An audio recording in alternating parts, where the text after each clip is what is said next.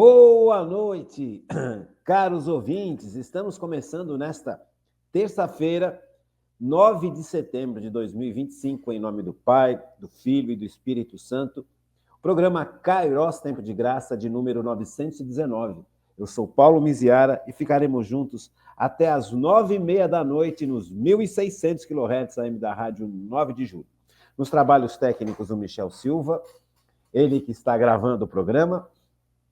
Quero agradecer a equipe da Rádio 9 de Julho que mantém esse programa funcionando, né? O pessoal da técnica, o pessoal da administração, a Kátia, então, todo esse povo que está por trás das formações dos programas. Né? Muito obrigado, pessoal da Rádio 9 de Julho. Quero agradecer demais à Paróquia Nossa Senhora do Brasil por manter esse nosso programa no ar. É uma luta, realmente, para a paróquia, é um esforço, e espero que esse esforço seja compensado com as pessoas se voltando para Deus, conhecendo melhor a igreja, amando a Jesus, adorando a Jesus e obedecendo a Jesus. Sempre assim, sempre. Essa é a grande intenção do nosso programa, sempre foi esse. Fazer Jesus conhecido, fazer Jesus amado, adorado e obedecido. Então, aqui está o porquê que a gente faz o programa, tá bom? Quero agradecer também. É bom agradecer, né? Importante a gente agradecer porque a gente reconhece o esforço do outro. Quero agradecer a você que participa do programa há tanto tempo.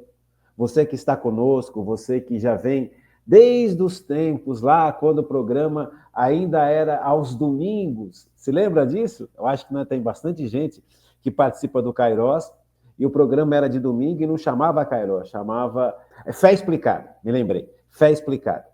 Então, Fé Explicada era um programa que começou a explicar o Catecismo da Igreja Católica. Aos domingos. Isso lá em 2019. Então, faz tempo, gente, faz bastante tempo que nós estamos trabalhando o Catecismo da Igreja Católica. E aí, lá pelas tantas, o padre Miquelino virou para mim e falou assim, não, vamos passar esse programa, ao invés de domingo, vamos fazê-lo todos os dias de noite. E aí o programa deixou de ser de domingo e passou a ser diário, de segunda a sexta, ao vivo na rádio. E aí foram anos e anos estudando o Catecismo da Igreja Católica. Então, é muito bonito essa relação que esse programa vai tendo com a rádio e vai tendo com você que participa. Por isso que eu agradeço demais, agradeço o seu carinho, agradeço as suas mensagens. Por sinal, nós já temos algumas mensagens que chegaram. Deixa eu explicar uma coisa para vocês. Teve um probleminha técnico, porque agora, como o programa não é mais ao vivo, é gravado, eu não tenho como conversar com vocês pelo Facebook, que é como eu fazia quando o programa era ao vivo. Agora os programas são gravados e mudaram o horário de apresentação. Agora nós vamos das 8h05 às 9h30 da noite. Então eu não tenho mais a ferramenta do Facebook, porque não tem mais equipe técnica à noite para trabalhar o programa. Então, eu não tenho mais ferramenta de conversar com você, assim, ao vivo. Então, eu peço para gravar a sua mensagem via Zap, e aí a mensagem Zap gravada, eu posso escutar e posso apresentar em público. Acontece que deu um probleminha técnico numa chavezinha que tem do Zap da rádio. O Zap da rádio, ele estava marcado para as crianças, digamos assim. É uma chave de proteção, para que mensagens feias ou mal faladas não entrassem. Então, eles estão pedindo, a parte técnica está trabalhando nessa chavezinha, para permitir que, de novo, mensagens gravadas sejam acolhidas pela rádio. Deu para entender? Então, é uma situação técnica. Então, nesses últimos programas, nesses programas que nós já apresentamos, as pessoas talvez tenham mandado ou tenham tentado mandar uma gravação via Zap de uma mensagem, de uma dúvida, de uma pergunta, e essa mensagem não conseguiu gravar, não conseguiu acesso para gravar, porque existe no Zap da rádio uma proteçãozinha contra trote, contra uma série de coisas que não são legais. Então, eles estão trabalhando essa proteção para permitir que você grave uma mensagem referente ao programa. Por isso que eu peço, por favor, quando você... Eu sei que vocês são educados, que vocês são pessoas que amam o programa, que ajudam o programa, que participam do programa, mas tem gente que não é assim. Tem gente que odeia tudo que é católico, odeia tudo que é religioso, e ataca, e é agressivo, e a gente tem que se defender disso, porque a intenção não é brigar com ninguém, a intenção não é agredir ninguém, mas também não é deixar ser agredido. Então, existe esse probleminha aqui, que está sendo resolvido, de certa forma que você possa realmente gravar uma mensagem sobre o programa que nós participamos, tá bom? Deu para entender? Eu acho que deu para entender, né? Deu para entender. Então, o Fé Explicada era de domingo, depois passou a ser o Kairos, Tempo de Graça, de segunda a sexta, ao vivo, só que mais tarde, né? Era das 9h30 às 11h, depois passou a ser das 10 às 11h. E agora, de uma semana e meia para cá, quase uma semaninha para cá, mudou o horário do programa. O programa continua sendo o Kairos, passou a ser agora das 8h05 da noite até as 9h30. Eu sei que tem muita gente que gostaria que o programa continuasse no mesmo horário, porque era mais fácil para assistir, porque trabalha à noite, mas não depende de mim. Não sou eu que defino esses horários, eu simplesmente sirvo a paróquia. A paróquia é que compra o horário e a rádio é que disponibiliza a condição de ter horário. Então, eu não tenho como controlar o horário aonde o programa vai ser apresentado. Eu posso sugerir, mas controlar, quem controla é a rádio e a paróquia. Porque a rádio ela tem uma grade a ser programada, ela precisa ter uma grade, e essa grade custa dinheiro, gente. Você preparar uma rádio, você administrar uma rádio, você levar a rádio à frente, não é fácil. É um meio de comunicação maravilhoso, só que ele é caro. Sabe, a conta de luz é cara, as músicas que se tocam tem que pagar por elas, quer dizer, toda a estrutura da rádio que permite que programas como esse nosso sejam realizados, ela é uma estrutura cara. Então, a rádio ela precisa de uma equipe de administração que consiga minimizar o efeito dessas situações de muito dinheiro que é gasto. Então, aos poucos, eles vão remodelando a programação para que a programação se encaixe de tal forma que não dê prejuízo maior para a rádio. Por isso que eles mudam o horário, por isso que eles refazem os programas, para poder equalizar tudo isso. Então, não depende de mim. Então, muita gente criticou, olha, Paulo, esse horário para mim é ruim, porque eu estou acostumado eu trabalho à noite, então eu já chego no trabalho, já deixo sintonizado na rádio, e aí eu vou escutando, ou então eu já deixo na internet, no Facebook, já vou escutando. Só que agora, como não tem mais a equipe técnica da noite na rádio, eu gosto de explicar tudo para vocês, porque eu acho que tem que ser justo e tem que ser honesto. Então, o programa era feito ao vivo, à noite, e tinha uma equipe técnica. Junto com o meu programa, tinham outros programas. Só que a rádio compreendeu que esta parte da noite estava muito pesada. Então, era necessário fazer uma readministração do horário, recolocar técnico aqui ou técnico ali e cancelar essa parte técnica da noite da rádio, porque era um horário muito caro, um horário muito difícil. Então, os programas da noite passaram a ser gravados. Então, eu não tenho, por exemplo, mais o Facebook para a gente se comunicar. Então, essa comunicação deve ser feita a partir de outros meios. Então, você pode ligar para a rádio, você pode mandar uma mensagem via YouTube, e pode mandar uma mensagem via Zap. Então, tudo isso é importante, né? Tudo isso é importante. Quando você for ligar para a rádio, liga durante o dia e fala do programa. E fala para marcar o recado que você quer dar e tudo mais. Tá bom? Então é isso. Agradeço todas as pessoas que já mandaram mensagens, por exemplo, a Cícera Campina, o Perfil PA Evangelizar. São pessoas que estão se adaptando realmente ao novo horário. E o Michel me mandou aqui outras mensagens que foram gravadas, que foram escritas, né? Hanna Ranagusco, boa noite a todos. Estamos em um momento muito corrido, mas procurando escutar. Deus abençoe a todos nós, está vendo? Então, as pessoas estão se adaptando ao novo horário da rádio. A Iricene está dizendo boa noite para todos, ela gostou, continua escutando o programa. A Selma Caires Neves, por sinal, diz assim, boa noite, doutor Paulo, passando apenas para um pequeno comentário. O programa está ótimo e o horário também. Que Deus o abençoe e sua família também. Amém. Amém. Muito obrigado. Então, veja, é isso. Nós estamos nos readaptando a uma situação. Até nisso eu preciso da ajuda de vocês, da boa vontade de vocês. Nós nos acostumamos durante quase 5 anos, né? Quase 5 anos no horário, numa situação, e agora foi necessário uma transformação. Então me ajuda a evangelizar, me ajuda a chegar aonde eu não consigo chegar. Estamos no nosso estudo do Catecismo da Igreja Católica, nós estávamos estudando vida de oração.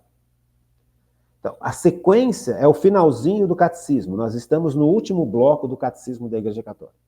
Acontece que quando o programa mudou o horário, nós começamos a atingir um outro público que não conhece o programa, que não tem uma convivência com o programa, não teve uma convivência com o programa. Então, se eu continuar falando direto como eu estava sobre vida de oração, especificamente como nós estávamos estudando, todo esse pessoal novo que está chegando e que pode vir a chegar, vai ficar perdido. Então eu pedi licença para vocês, para os mais velhos, para eu fazer um pequeno resumo, né? Um pequeno resumo de alguns pontos que são essenciais para a gente compreender o mínimo necessário sobre Deus e a Igreja. Então nós estamos agora olhando um pouquinho sobre a pessoa do Espírito Santo.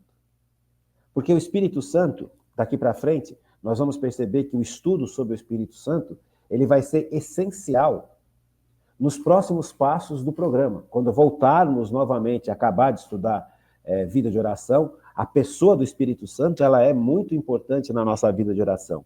E quando nós começarmos a estudar a história da igreja, você vai perceber que a primeira parte da história da igreja, que nós vamos estudar a igreja primitiva, é a ação do Espírito Santo. Você pega, por exemplo, o Evangelho de São Lucas. O Evangelho de São Lucas é a ação do Espírito Santo em Jesus Cristo. E o Atos dos Apóstolos, que também foi escrito por Lucas, São Lucas, que era médico, é a ação do Espírito Santo nos apóstolos. Na igreja primitiva, a igreja que foi instituída por Jesus Cristo. Pedro, tu és pedra e sobre ti erguerei a minha igreja. Então, rever o Espírito Santo agora, eu ia rever um pouquinho o Espírito Santo durante a nossa formação sobre a igreja, quando começarmos a estudar a história da Igreja Católica, ao terminar o estudo do Catecismo da Igreja Católica. Nós estamos terminando o estudo do Catecismo da Igreja Católica. Só que como mudou o horário, eu dei uma paradinha sobre o estudo da vida de oração e estou relembrando alguns pontos importantes sobre Deus Pai, Deus Filho, Deus Espírito Santo. Então, nós estamos aprendendo alguma coisa a mais sobre o Espírito Santo, porque o Espírito Santo é tão Deus quanto Deus Pai, é tão Deus quanto Deus Filho, tem o mesmo poder, tem o mesmo amor, tem a mesma... é Deus. Então nós sabemos, pelo nosso estudo e pela revelação, que o Espírito Santo é tão Deus quanto Deus Pai, Deus Filho, Deus Espírito Santo. O Espírito Santo é a terceira pessoa da Trindade. O católico acredita num Deus único. Este Deus único, ele tem 3 pessoas. Deus Pai, Deus Filho, Deus Espírito Santo. Essas 3 pessoas são tão unidas entre si que é um Deus, que é o Deus único. Não é que Deus Pai é um Deus, Deus Filho é outro Deus e Deus Espírito Santo é outro Deus. Não é isso. É que a divindade, as pessoas divinas, são tão unidas, tão unidas, tão unidas que elas são inseparáveis. Inseparáveis. Um Deus só. Um Deus em 3 pessoas. Esse é um grande mistério da fé católica. A fé católica, ela é linda pelo seguinte, ela não vai contra o racional, muito pelo contrário. Muito pelo contrário. Ela é a favor da razão, ela não é contra a razão. Você pega, por exemplo, os antigos gregos. Os antigos gregos, eles compreenderam racionalmente que existe Deus. Racionalmente, não é fé.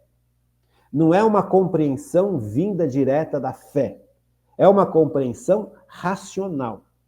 Eles foram pensando, porque os gregos antigos Sócrates, Platão, Aristóteles, todo aquele povo antigo, né, da Grécia, que eram filósofos, que eram pensadores, eles amavam a verdade, eles buscavam a verdade. Então, racionalmente, eles concluíram que existe um Deus, que não é razoável a não existência de um Deus.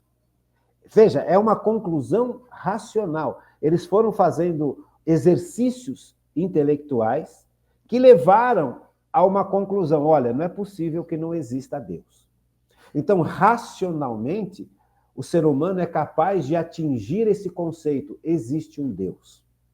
Racionalmente. Veja, um exemplo para a gente compreender como que isso funciona, né? Esse lado racional.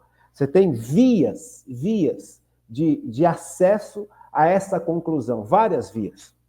Uma dessas vias é você perceber que toda ação tem tudo que acontece tem um efeito. Sabe? Veja, essa caneta, alguém fez. Ela não surgiu do nada.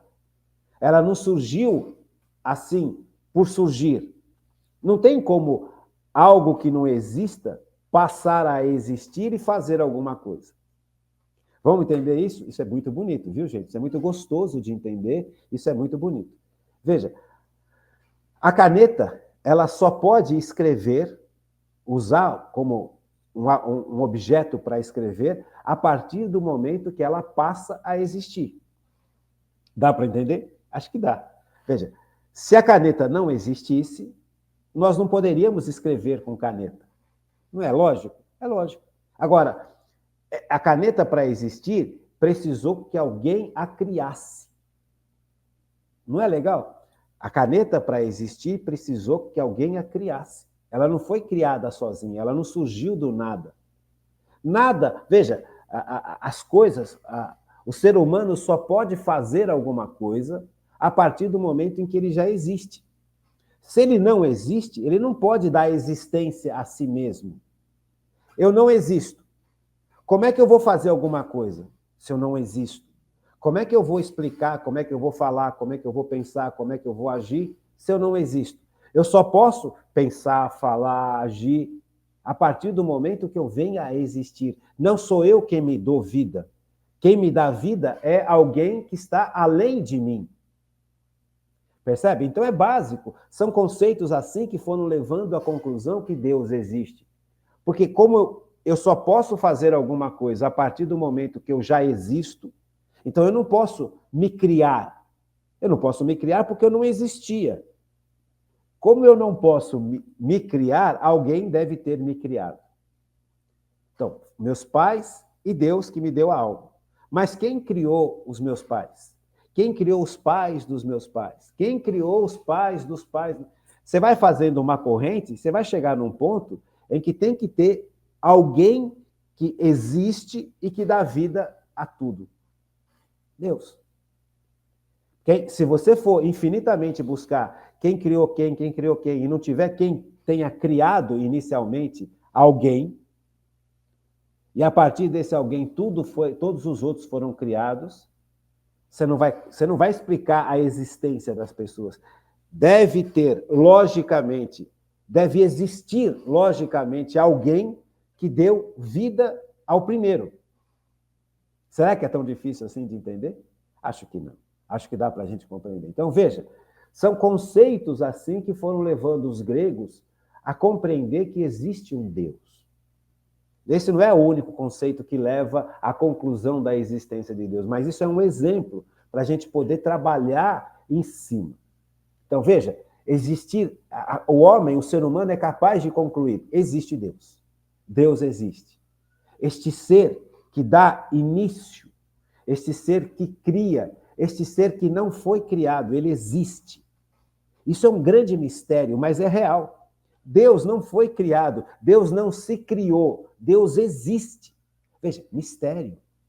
Um dia lá na eternidade, nós vamos compreender melhor este grande mistério, a existência de um ser que existe e que é capaz de criar outros seres, porque isso é lógico, isso é racional.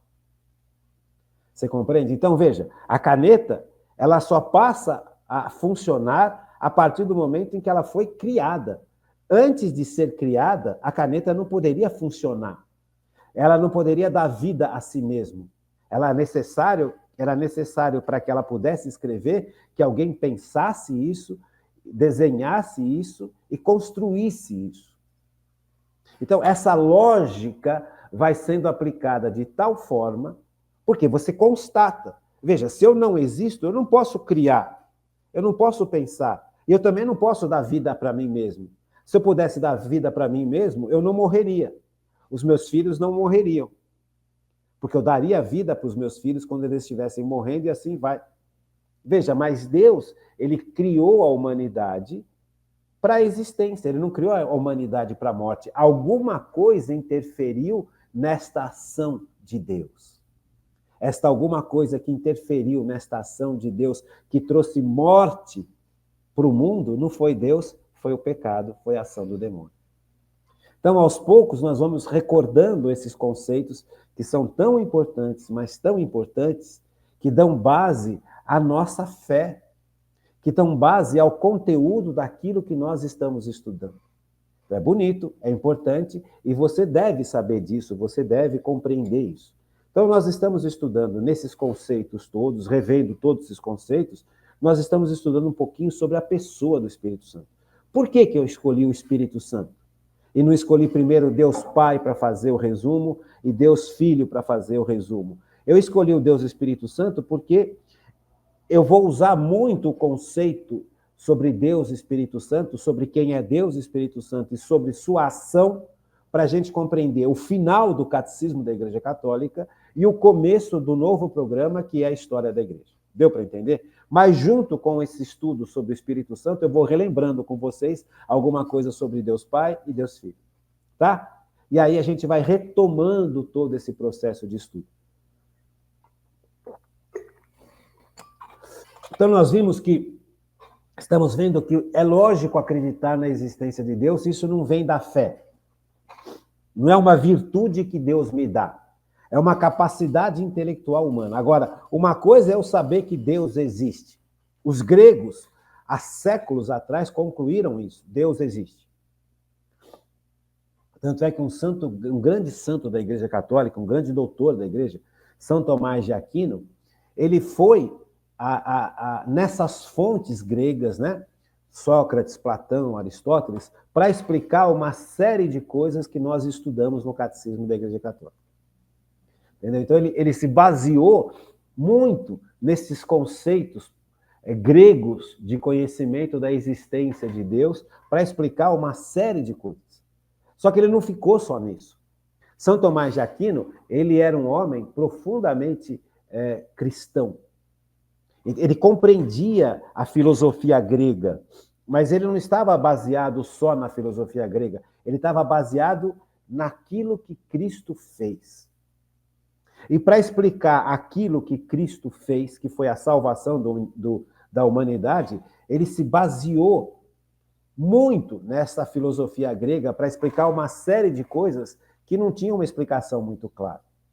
Você compreende? Mas o que movia São Tomás de Aquino não era só a filosofia grega, era principalmente o amor que ele tinha por Cristo, que é a segunda pessoa da Trindade, o nosso Salvador e o nosso Senhor.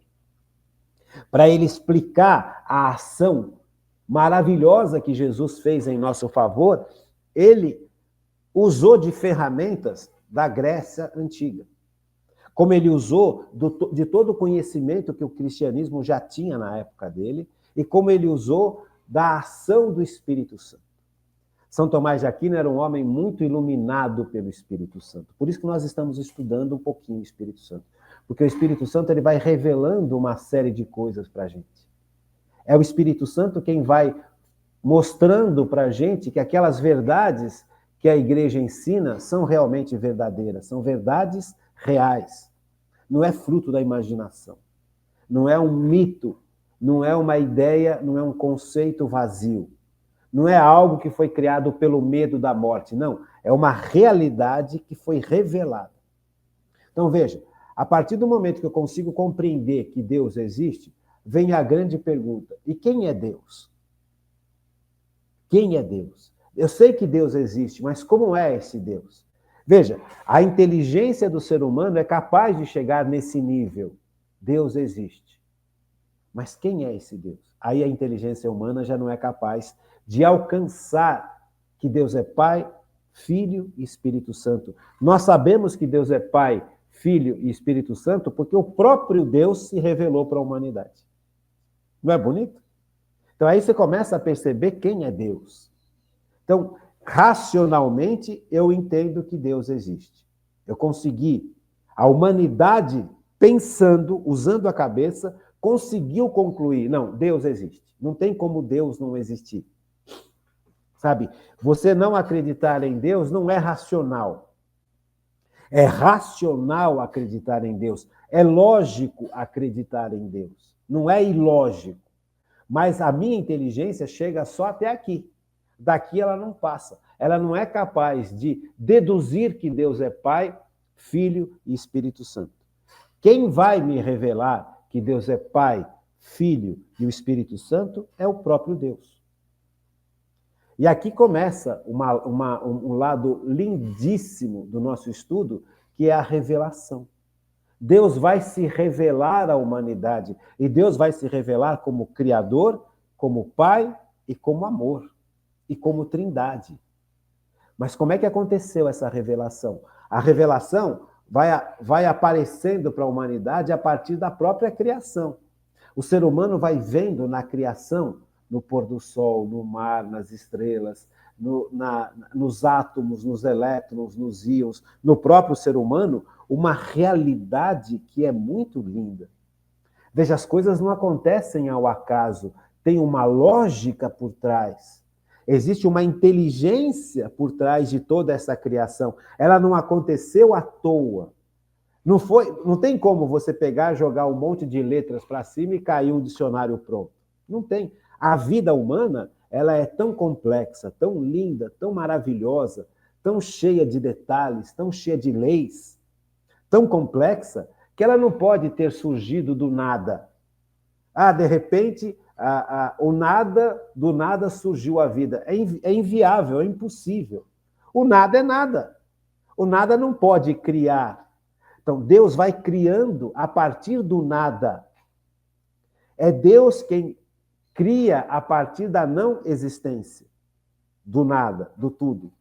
Surgiu alguma coisa porque assim Deus quis que surgisse.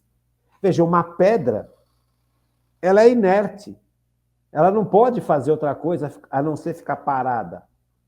Sabe? Então, não tem como ela fazer alguma coisa. E como se ela não tem o que fazer, como fazer alguma coisa, como que ela foi feita? Percebe? Não tem de onde uma pedra surgir, a própria pedra fazer-se existir. Não existe isso. Nós já vimos isso, é impossível isso acontecer. Se não existe, não tem como agir. Primeiro é necessário existir para depois, na sua existência e no seu nível de existência, ter as suas atividades específicas.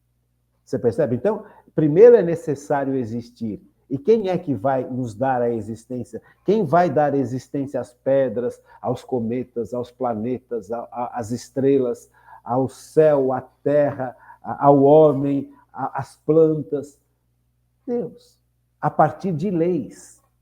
Então, se você for olhar a natureza, você vai ver que a natureza ela existe, mas antes da natureza existir, existe uma série de leis que permitem que a natureza exista. Então, por exemplo, se você juntar dois átomos de hidrogênio com um átomo de oxigênio, vai dar água. Sempre vai dar água. Não vai dar Coca-Cola, não vai dar cerveja, sempre vai dar água. Por quê? Porque existe uma lei química anterior ao próprio hidrogênio e ao próprio oxigênio, que permite, nessa lei química e física, permite que esses elementos venham a existir e venham reagir, formando a água. E a água é essencial para a humanidade. Então, veja, existe uma lei por trás da formação da água e existe uma lei por trás da formação do hidrogênio e do oxigênio. Primeiro existiu a lei, esta capacidade de poder esses elementos reagirem. Isso é química, isso é física. A gente estuda isso. Quem criou esta lei? Deus. Então, a partir desta criação, você vai percebendo que Deus está se revelando à humanidade. E Deus revela à humanidade a partir da formação de um povo para si, que foi o povo da primeira aliança, que é o povo de Israel. O ápice da revelação de Deus é Jesus Cristo, que é Deus que se faz homem para salvar a humanidade. Mas como é que eu sei que é Deus que se faz homem para salvar a humanidade? Porque essas verdades são guardadas na igreja e protegidas pela ação do Espírito Santo. É o Espírito Santo, que é a terceira pessoa da Trindade, que eu recebi pelos méritos de Cristo, que vai iluminando a minha inteligência para eu perceber, não, isso que a igreja ensina é verdade. Percebeu? Por isso que nós estamos estudando, em primeiro lugar, não Deus Pai, não Deus Filho, mas o Espírito Santo, porque essa ação específica do Espírito Santo é uma ação extremamente importante, não só para a gente compreender tudo aquilo que nós já estudamos, como para compreender o que nós vamos estudar daqui para frente. Então, na aula passada, nós estávamos vendo a ação do Espírito Santo em favor da Virgem Maria, que é a mãe de Deus. A mãe de Deus que se faz homem. Deus não precisa de mãe, porque Deus é puro espírito. Deus existe. Deus é Pai, Filho e Espírito Santo. Pai, Filho e Espírito Santo. Deus existe. Deus é.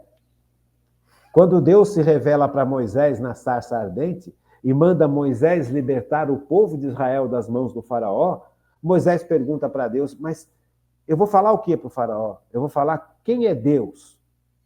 Que Deus é esse que está me mandando libertar o meu povo, o povo de Israel, que era o povo de Deus. Aí o próprio Deus, na sarça ardente, vai revelar para Moisés, olha, diga ao faraó que Deus é aquele que é. Então, Deus é.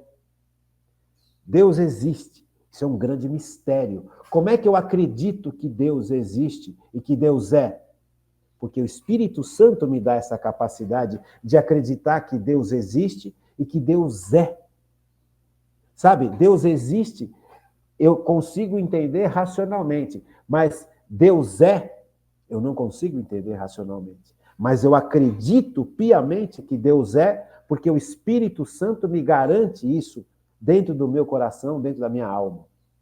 É o Espírito Santo com a sua força, com o seu poder, com o seu amor, que vai me convencendo desta realidade que a minha inteligência não consegue abranger o conteúdo total. Eu consigo entender algo, humanamente falando, desta expressão que Deus realiza sobre si mesmo e informa isso a Moisés. Avisa ao imperador lá do Egito, né, ao faraó. O faraó se via como Deus. O faraó se achava Deus. Só que o faraó era uma criatura. E ele cultuava falsos deuses. Então Deus estava querendo libertar o seu povo, que estava nas mãos deste faraó, deste imperador terrível, deste homem brutal, desse sistema brutal, né? Queria libertar o seu povo, porque o seu povo não foi feito, o povo de Israel, o povo de Deus, o povo da primeira aliança, foi criado por Deus para apresentar para o mundo o Deus verdadeiro, para o mundo antigo. O mundo antigo acreditava em falsos deuses, em deuses mentirosos. Então o faraó, ele representava alguns desses falsos deuses. E ele mesmo se achava um Deus. Então Deus levanta Moisés para falar, não, peraí, não é assim. O povo de Deus é o povo do Deus verdadeiro, do Deus de Israel. E o Deus de Israel, o Deus verdadeiro, é aquele que é aquele que existe, é aquele que sempre existiu, é aquele que dá a vida. Veja, racionalmente eu não consigo compreender tudo isso. Mas a fé, a virtude da fé que me vem pelo Espírito Santo, interiormente me garante que isto é verdadeiro, mesmo que eu não compreenda, mesmo que eu não entenda perfeitamente tudo sobre esse conceito. E talvez nem na eternidade eu vá conseguir compreender tudo deste conceito que Deus é, porque está muito além da capacidade humana de compreender Deus é. Agora, eu aceito isso, eu acredito nisso por causa da ação específica do Espírito Santo dentro de mim, que permite que eu venha acreditar nisso. Percebe? Essa ação do Espírito Santo, ela é essencial. Se nós não compreendermos essa ação do Espírito Santo, nós não compreendemos um monte de coisa que está aqui no Catecismo da Igreja Católica e não compreendemos um monte de coisa sobre nós mesmos. Sobre por que existimos, para que existimos, por que estamos aqui. Então, tudo isso o Espírito Santo vai revelando aos poucos para a gente. Não só a revelação de quem é Deus, mas a revelação de quem eu sou.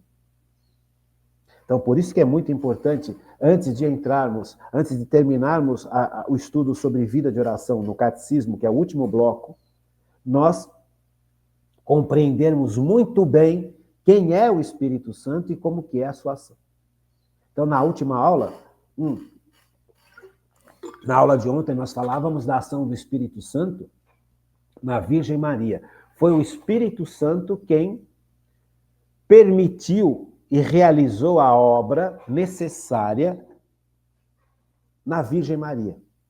A Virgem Maria, ela foi escolhida desde toda a eternidade para ser a mãe do Messias, a mãe do Salvador. Por que o Salvador? Por que era necessário um Salvador? Porque a humanidade desobedeceu a Deus e caiu no pecado.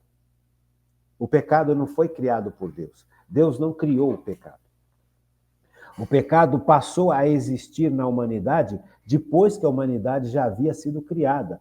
E quando a humanidade foi criada, ela foi criada de forma muito bonita por Deus. Não tinha pecado. Não tinha pecado na humanidade. Não havia esta separação da humanidade com Deus. O pecado separa a humanidade de Deus, afasta o homem de Deus. Nós vamos entender nas próximas aulas também, aos poucos, o que significa o pecado, o que significou o pecado. Como é que foi feita a criação nesse sentido? Deus criou a humanidade sem pecado e, de repente, o pecado passa a existir. E os efeitos que esse pecado causou na humanidade. Então, era necessário, para resolver este problema que o pecado trouxe, uma ação divina. A humanidade não conseguiria se livrar das consequências do pecado sem uma ação divina. Eu já expliquei alguma coisa para vocês sobre isso. Mas a gente vai ter que buscar um pouco mais. Já falei que era só Jesus que poderia se fazer homem e se manter como Deus para oferecer ao Pai a justiça necessária. Por quê? Porque quando o homem peca, ele causa uma injustiça brutal contra Deus. Você percebe? Veja, eu fui injusto. Injusto contra aquele que me criou. Quem me criou é meu dono. Eu criei essa caneta. Essa caneta, ela foi feita para escrever, ela foi feita para fazer conta, ela foi feita para escrever poemas, ela foi feita para desenhar, ela não foi feita para bater na parede. Aí, de repente, a caneta vira para mim e fala, não quero mais fazer nada disso, eu quero bater na parede. Então, ela está desobedecendo a mim que a criei e desobedecendo a sua própria natureza. Então, a partir do momento que ela começa a bater na parede, ela se quebra inteira, porque ela não foi feita para isso. Então, o pecado é exatamente isso. Ele fez com que a humanidade se rebelasse contra Deus, contra o Criador, e agisse de forma independente de Deus, da vontade amorosa de Deus. E começou a agir de forma errada. Veja, o pecado destrói a humanidade, arrebenta o ser humano. O pecado mata. Então, nós criamos como criaturas, como fomos criados por Deus, e nos rebelamos contra esse Deus. Falamos para Deus, não vou te obedecer. Veja, então, aqui nós causamos, em primeiro lugar, uma injustiça brutal contra Deus. Deus é tudo, Deus é o nosso Senhor, é o nosso Criador. Ele tem direitos sobre nós. Ele me criou. Ele sabe como eu funciono bem, então ele sabe me ensinar o que eu devo fazer, o que eu devo não fazer. Só que eu me rebelei contra isso. Veja, então, essa injustiça contra Deus, ela é impagável. A humanidade não tem como pagar isso, como reverter essa injustiça. Toda vez que eu causo uma injustiça, eu tenho que reverter essa injustiça. Eu tenho que compensar essa injustiça que eu cometi contra alguém. Mas como é que eu vou compensar uma injustiça que eu cometi contra Deus? Como é que a humanidade inteira vai conseguir, juntos, compensar algo que a humanidade fez contra Deus? Impossível, porque Deus é o Criador, nós somos criatura. Nada do que nós pudéssemos fazer poderia compensar a injustiça que nós cometemos contra Deus. Então era necessário que Deus se fizesse homem para nos salvar, para oferecer à própria Trindade Santa a justiça necessária para aplacar a injustiça que nós cometemos. E aí Deus se faz homem. A segunda pessoa da Trindade, Jesus Cristo, se faz homem. E era necessário que este homem nascesse, era sem pecados. E como é que vai nascer de uma mulher que vivia no pecado? Como é que a humanidade vai ter capacidade de oferecer a este Deus que vai nascer, que quer nascer como homem, que quer nascer de uma mulher, se essa mulher tivesse pecado? Não faz sentido. Então era necessário que essa mulher fosse preservada do pecado para que esta mulher fosse a mãe de Deus.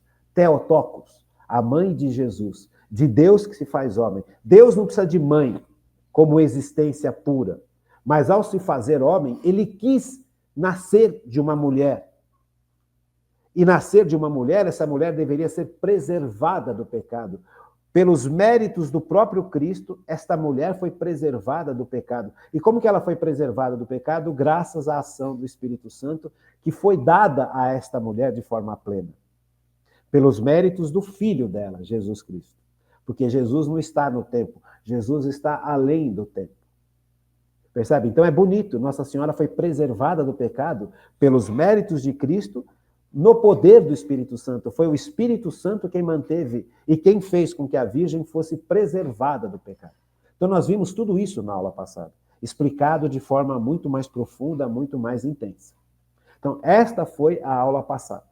A Virgem Maria, preservada do pecado original pelo poder do Espírito Santo, nos méritos de Jesus Cristo, e ela viveu, ela não foi só preservada do pecado original e do pecado pessoal na vida, no seu nascimento. Ela perseverou santa.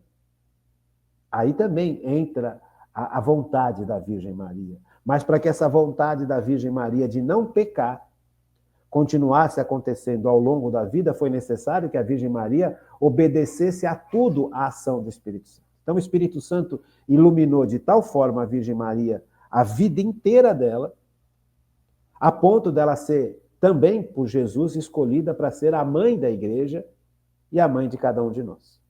Percebe? Então, esta foi a aula de ontem. Na aula de hoje, nós vamos continuar estudando a ação do Espírito Santo. Já vimos a ação do Espírito Santo na Virgem Maria, que preservou a Virgem Maria. Agora, vamos estudar um pouquinho a ação do Espírito Santo em Jesus, porque foi o Espírito Santo quem colocou no ventre da Virgem Maria Jesus Cristo. Nós vimos na aula passada. O anjo foi perguntar para a Virgem Maria, né, se ela aceitaria ser a mãe do Salvador, e ela aceitou ser a mãe do Salvador.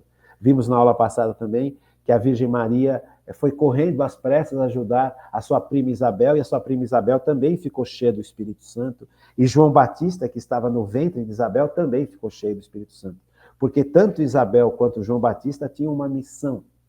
João Batista era o último profeta do Antigo Testamento, antes da chegada de Jesus Cristo. Então a missão de João Batista exigia que ele fosse ungido de forma muito especial pelo Espírito Santo, e a Virgem Maria foi quem levou Jesus no seu ventre para a casa de Isabel, para servir Isabel, e quando ela chegou na casa de Isabel, Isabel ficou cheia do Espírito Santo, e o menino que estava no ventre de Isabel também ficou cheio do Espírito Santo, que era João Batista. Então João Batista foi o grande profeta, o profeta que levou para Israel, no tempo de Jesus, o batismo da conversão, o batismo do arrependimento. Batismo significa mergulhar, se encharcar de água, batizar com água. Então João batizou com a água do Rio Jordão o povo de Israel, para preparar o povo de Israel para a chegada do Messias, que era Jesus Cristo, que estava no ventre da Virgem Maria. Então, isso nós vimos na aula passada. Agora, Jesus Cristo, ao nascer, ele teve uma vida escondida junto com a Virgem Maria e São José, a Sagrada Família. Ele foi crescendo No corpo, ele foi crescendo, ele foi se desenvolvendo, mas ele é Deus que se faz homem. Ele quis ser como todos os homens, menos a condição de pecado. Então, Jesus, ele vai crescendo. Então, Jesus começa, num determinado momento da sua história, da sua vida, a ter uma vida pública. Ele começa a sua ação messiânica, a sua ação de salvação. Ele viveu 30 anos junto com a família, trabalhando com São José, vivendo com a Virgem Maria. A Sagrada Família foi uma Sagrada Família lindíssima. É lindo estudar o conceito da Sagrada Família. Pena que nós não vamos ter tempo para isso, né? Isso já foi estudado no nosso programa Kairos de forma muito profunda. Então, se você tiver paciência, na Rádio 9 de Julho, quase todos os programas do Kairos estão gravados na Rádio 9 de Julho. É só você entrar lá na Rádio 9 de Julho e procurar os primeiros 50 programas que estão lá no comecinho, número 1, número 2. Nós estamos no programa, deixa eu ver aqui, 919. Os primeiros 100 programas vão trazer bastante coisa sobre tudo isso que nós estamos explicando e que está gravado na Rádio 9 de Julho. Então, você pode procurar nesses programas, fazer uma sequência de escutar esses 100 programas primeiro, que vai te trazer todo um conhecimento muito mais profundo do que esse resumo que nós estamos fazendo. Então, nós já vamos pular direto para a vida pública de Jesus. Tá bom? Então, Jesus, aqui eu peço para você abrir no Evangelho de São Lucas, capítulo 4, versículos de 14 a 19. A gente aqui já vai começar a estudar, olhar um pouquinho a vida de Jesus como o Messias já agindo de forma pública, né? Realizando milagres, ensinando, escolhendo os apóstolos, tudo isso aqui a partir daqui. Então, a ação, Jesus Cristo fez o que fez como homem, porque ele estava movido pelo Espírito Santo. Jesus Cristo, ele só conseguiu, como homem, realizar milagres, porque ele estava movido do Espírito Santo. Ele estava cheio do Espírito Santo. Isso é muito importante, gente. Jesus explicava como ele explicava, porque, como homem, porque ele é Deus que se faz homem. A majestade divina estava escondida. A humanidade estava clara e aparente. Então, Jesus não fingiu que era homem. Jesus não brincou de ser homem. Jesus não fez de conta que era homem. Jesus é ao mesmo tempo Deus e ao mesmo tempo homem. Mas como homem, a sua divindade está escondida. Então ele agia movido pelo Espírito Santo de forma humana. Ele, como Deus, ele tem a plenitude do Espírito Santo. A terceira pessoa da Trindade está tão unida a Cristo quanto está tão unida a Deus Pai. Inclusive, o Espírito Santo provê do Pai e do Filho. É o que a igreja sempre nos ensinou. Mas todos esses conceitos eu não vou conseguir rever com você.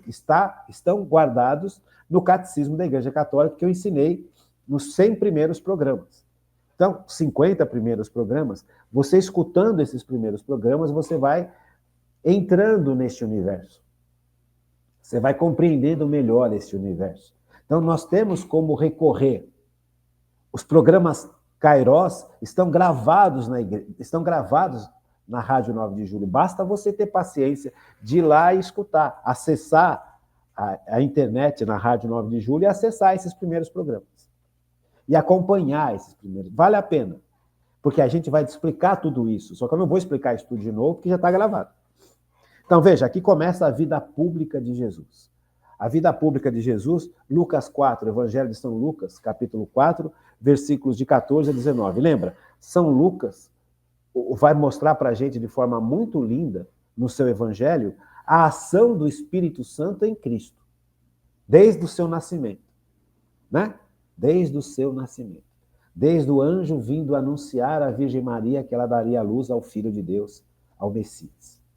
Porque era necessário que o Messias viesse ao mundo para salvar a humanidade do pecado e dos efeitos do pecado. O homem não conseguiria se livrar disso por si só ou por sua conta. Era necessário a ação divina para nos livrar do mal que nós causamos. Tentados pelo demônio, nós causamos um grande mal. E para nos livrar do efeito desse mal, da injustiça desse mal e das consequências desse mal, era necessário a ação divina. E foi isso que Jesus veio fazer. Tá? Então, movido pelo Espírito Santo, ele começa a sua vida pública. Jesus, então, cheio da força do Espírito Santo, voltou para a Galiléia. E a sua fama divulgou-se por toda a região. Ele ensinava nas sinagogas e era aclamado por todos. Dirigiu-se a Nazaré, onde se havia criado, entrou na sinagoga em dia de sábado, segundo o seu costume, e levantou-se para ler. Foi-lhe dado o livro do profeta Isaías. Escolheu a passagem onde está escrito: o Espírito do Senhor está sobre mim, porque ele me ungiu e enviou-me para anunciar a boa nova aos pobres, para salvar os contritos de coração, para anunciar aos cativos a redenção, aos cegos a restauração da vista e para pôr em liberdade os cativos, para publicar o ano da graça do Senhor. Então, Jesus Cristo aqui começa a sua vida pública. Até então, ele estava escondido. Quando Jesus Cristo fica sabendo, isso é histórico, quando Jesus Cristo fica sabendo que João Batista, o primo dele, lembra?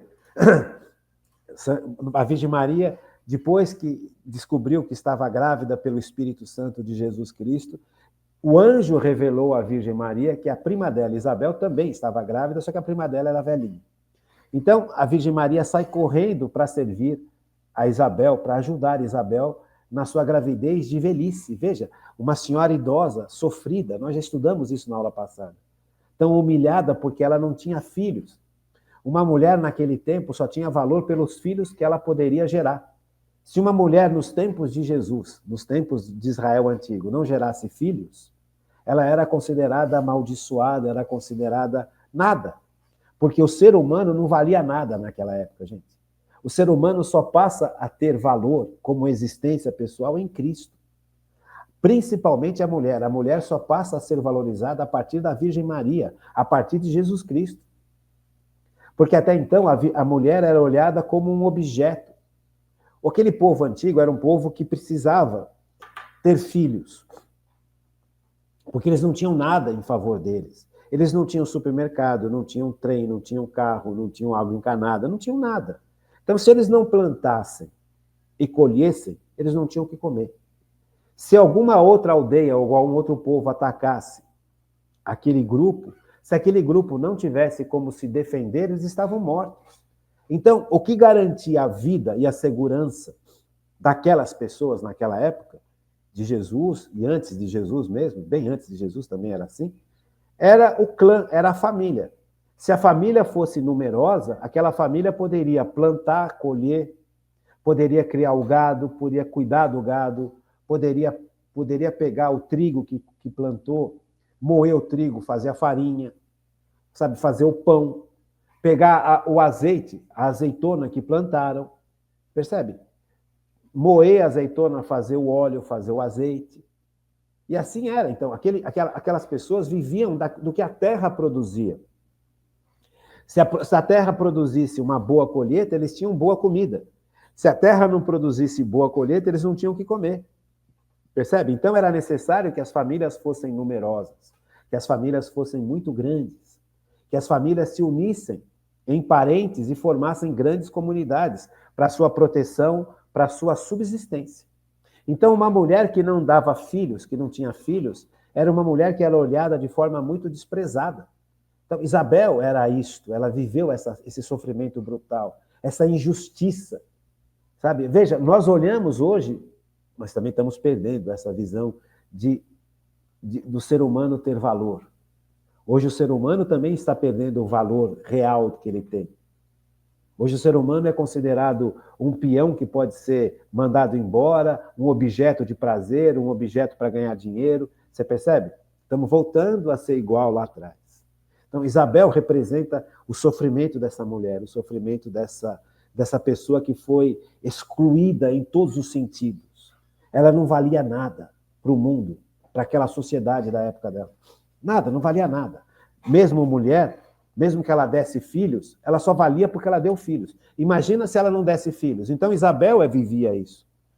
Então a Virgem Maria foi correndo para Isabel, para ajudar Isabel, para cuidar de Isabel. E além de cuidar, levou Jesus, e Jesus batizou Isabel. Deu o Espírito Santo para curar esses traumas todos de Isabel, para que Isabel tivesse forças para ser mãe na velhice, apesar de toda a tristeza, de toda a amargura, de todo, sabe, de todo o desprezo que ela viveu. Então o Espírito Santo, ele também age nesse lado de cura interior. Tanto é que Isabel foi cheia do Espírito Santo. Só que Isabel estava grávida de João Batista. Então João Batista era o último profeta, por vontade de Deus. Ele que anunciaria a chegada do Messias. Mas para ele anunciar a chegada do Messias, ele tinha que ter uma vida muito especial. Para poder chamar as pessoas e as pessoas olharem para João Batista como profeta. Então João Batista estava cheio do Espírito Santo porque recebeu da presença da Virgem Maria que foi visitar Isabel. Então, João Batista começa o seu processo depois, já mais velho, ele foi morar no deserto. Ele comia mel e comia os insetos para sobreviver. João Batista era forte pra caramba, gente. Ele vestia a pele de camelo, naquele frio do deserto. Comia mel, comia insetos. E João Batista era fortíssimo, humanamente falando. Porque ele era um homem de Deus. Deus preservou João Batista. Veja, Deus quando toca o ser humano, quando o ser humano permite que Deus o toque, o ser humano é preservado. Quando Deus criou Adão, que é o primeiro homem, e Eva, antes do pecado, Deus não jogou Adão e Eva numa floresta selvagem. Deus criou um jardim, o jardim do Éden, para que Adão e Eva pudessem viver. Veja como Deus é bom, como Deus cuida de cada detalhe da vida da gente. Então, Adão e Eva, quando foram criados por Deus, o primeiro pai, o primeiro homem e a primeira mulher, Adão e Eva significa... Adão e Eva não é o nome dos primeiros pais. Adão e Eva significa o primeiro homem e a primeira mulher que Deus criou da terra. Não é o nome deles. Veja, só que Deus cria o primeiro homem e a primeira mulher e não joga o primeiro homem e a primeira mulher numa selva brutal. Deus coloca o primeiro homem e a primeira mulher num jardim diferente de uma selva. Veja, Deus está cuidando. O último profeta que viveu no deserto e que tinha uma vida puríssima, e que os judeus que viviam no pecado sabiam que João Batista tinha essa vida puríssima, essa vida maravilhosa, essa vida digna. Tanto é que João Batista era conhecido de todos, e todo mundo respeitava demais João Batista. Os fariseus, os saduceus, toda aquela elite religiosa que já havia se corrompido pelo pecado e pelos prazeres e pelo dinheiro e pelo poder, como eu já expliquei durante muito tempo no Catecismo da Igreja Católica, no Kairos, e agora estou revendo isso com vocês, e apresentando isso para quem está chegando. Então, João Batista, ele era um homem tão íntegro, que ele falava, e aquele povo todo, aqueles pecadores todos, inclusive o lado religioso, que já tinha se afastado de Deus há muito tempo, sabia que João Batista era cheio de Deus. Inclusive, muitos achavam que João Batista era o próprio Messias. E João Batista falou, não, eu não sou o Messias. Messias vai chegar depois de mim. O Salvador vai chegar depois de mim. Eu sou só uma voz que anuncio no deserto. Então, João Batista tinha que ter uma vida muito, muito equilibrada, muito santa, para poder falar para aquele povo e aquele povo escutá-lo como criatura. Aquele povo temia João Batista, porque quando ele falava, estremecia.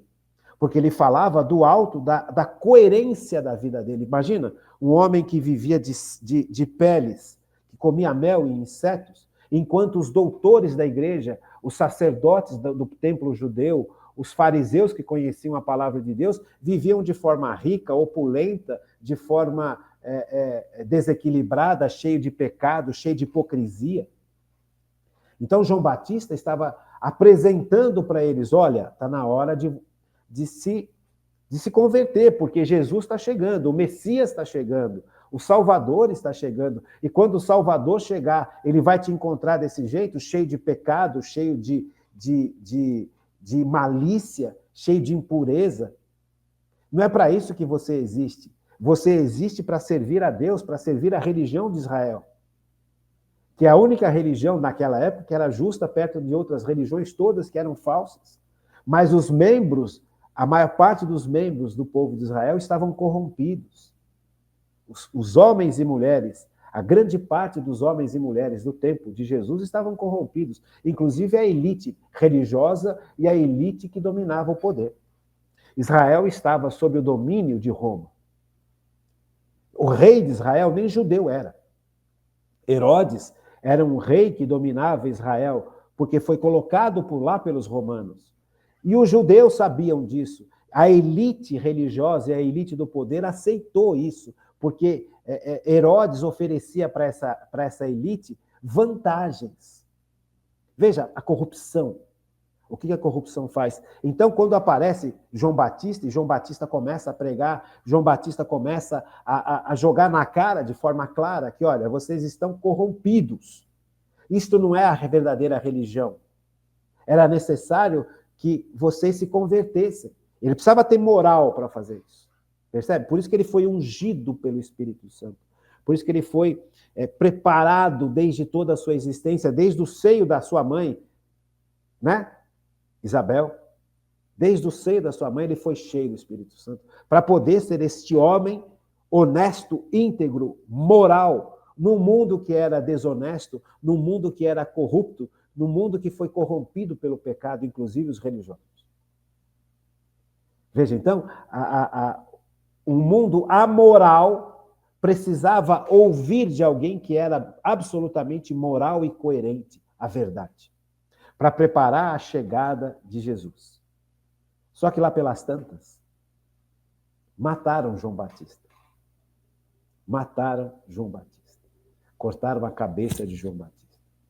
Porque o rei se encantou com a dança da filha da mulher dele. Numa festa, o rei de Israel estava lá, nababesco, junto com toda a sua corte, todo o povo, tá? Os sacerdotes, os saduceus, os fariseus, estavam todos lá na festa. E aí a filha da mulher de Herodes começou a dançar. A mulher de Herodes não podia estar casada com Herodes, porque a mulher de Herodes era a mulher do irmão de Herodes. Então João Batista sempre combatia o pecado. Veja, você está em adultério. Ele falava para o rei de Israel, você está em adultério, você não pode ter essa mulher. Você não pode possuir essa mulher, porque essa mulher é do seu irmão, você não pode casar com ela, você não pode estar com ela. E a mulher do Herodes, que era a mulher do irmão dele, ficava muito brava com João Batista, não aceitava João Batista, porque ela queria estar com Herodes, porque Herodes era o rei, apoiado por Roma. Então viviam de forma rica, de forma opulenta, banquetes e show e festas e tudo. Show não tinha, né? Banquetes e festas e tudo mais. Então era interessante para aquela mulher viver com Herodes. Só que João Batista combatia isso, falava, não pode, está errado. E o rei escutava João Batista. O rei tinha ele sabia que João Batista estava falando a verdade. E aí numa festa, o rei estava lá, bebendo e comendo, e a filha da mulher do rei foi dançar. E a dança foi tão sensual, tão não sei o quê, que o rei ficou tão encantado que virou para a filha e falou, tudo que você me pedir, mesmo que seja metade do meu reino, eu te dou. Aí a filha da mulher de Herodes falou, eu quero a cabeça de João Batista. Veja o que o pecado faz. Mataram João Batista e trouxeram a cabeça para o rei. Quando Jesus ficou sabendo que o profeta havia sido morto, aí ele entendeu, pela ação do Espírito Santo, que ia começar a vida pública dele. Percebe? As coisas de Deus acontecem na vida. As coisas de Deus não acontecem assim, na teoria. Jesus estava com 30 anos. Quando ele ficou sabendo que João Batista tinha sido morto, ele compreendeu, pela ação do Espírito Santo, que a hora dele ia começar. Que chegou a hora de Jesus começar a sua vida pública, porque mataram o profeta. Mataram aquele que estava preparando a chegada do Messias. E o Messias é Jesus. Então, veja, o Espírito Santo foi revelando para Jesus, ao longo da vida dele, Jesus, quem ele era. Veja, a vida de Jesus na Sagrada Família não era um teatrinho, gente. Era uma vida. Jesus não sabia tudo o que ia acontecer como homem. Como Deus, ele sabia tudo o que ia acontecer. Mas como homem, ele foi aprendendo a viver. Ele foi descobrindo a sua missão. Ele foi compreendendo a sua missão cada vez de forma mais clara, mais clara, mais clara. Não dá para falar que Jesus não sabia nada sobre a sua missão como homem. Mas também não dá para falar que Jesus já sabia tudo. Ele foi compreendendo. Quem ia revelando os detalhes da sua missão, quem ia revelando os tempos da sua missão, é o Espírito Santo. Então, quando mataram João Batista, o Espírito Santo revela para Jesus, vai começar a sua vida pública. Aí Jesus vai para o deserto e passa 40 dias no deserto para se purificar, para se preparar para a vida pública. E quando ele volta do deserto, ele entra, e aqui começa esse trecho de Evangelho de São Lucas. Jesus, então, cheio da força do Espírito Santo, voltou para Galiléia. Voltou para Galiléia por quê? Porque ele estava no deserto. Ele passou 40 dias no deserto em jejum.